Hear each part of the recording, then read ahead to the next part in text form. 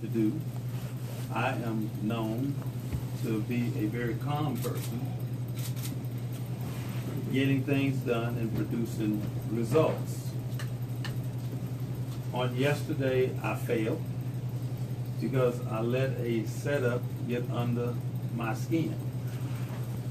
When and during a commercial break, there were insults being hurled at me, curse words by the commissioner, insults to my family while the microphones were off.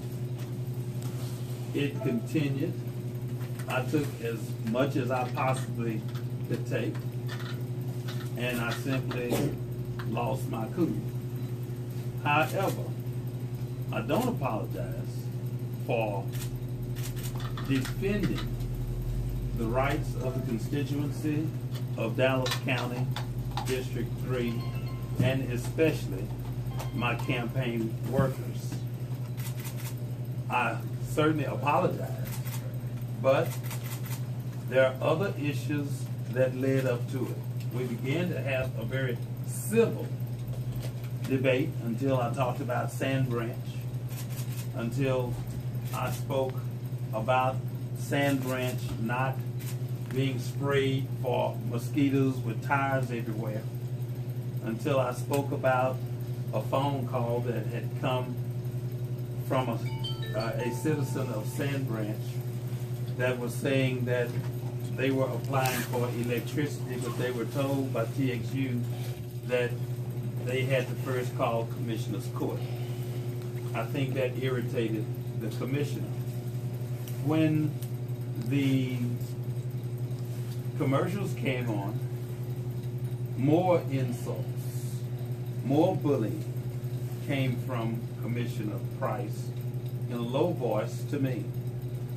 I mistakenly took the bait and began to respond. The commissioner was the aggressor, not myself. The commissioner got out of his seat and began to approach me. At that point, if a raging, out of control bull begins to charge you, you will get up out of your seat as well.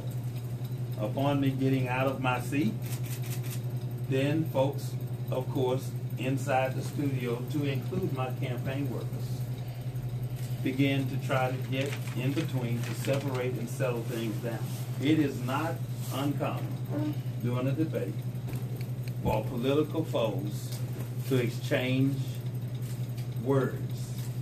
It begun in exchanging words, but at that point, my fit of rage, granted, it accelerated when Commissioner Price grabbed by the throat a 115-pound campaign worker of mine, picked him up by the throat off the floor, in which the videos that have been released to the press and to the public, and the inaccuracies of those videos that have been released did not show the full content of what happened. I think that when an elected official, this is not the behavior, but when any person is being bullied, when any person is being accosted, when any person is in trouble, whomever is in that room, whatever position you may hold, you are going to do something about it. From that point, my fit of rage and things that I said were simply things that may have mounted up over the years, but my intentions were solely to protect the campaign worker, to bring back the respect, to stop the bullying that's been going on for 30 years, and to make sure that folks were protected. Granted, I carried it just a little bit too far, and they had to get me out of the room, but that only took place after the commissioner had begun to assault my campaign worker. Now, where do we go from here? I will continue to run a very positive campaign. I've had tremendous support coming through our social media, our emails, our telephones, and visitors. They have been very, very responsive and supportive. I want to thank them. I also want to apologize to any and everyone that may have lost a little confidence in me. However, not losing confidence, knowing that bullying has been going on for more than 30 years.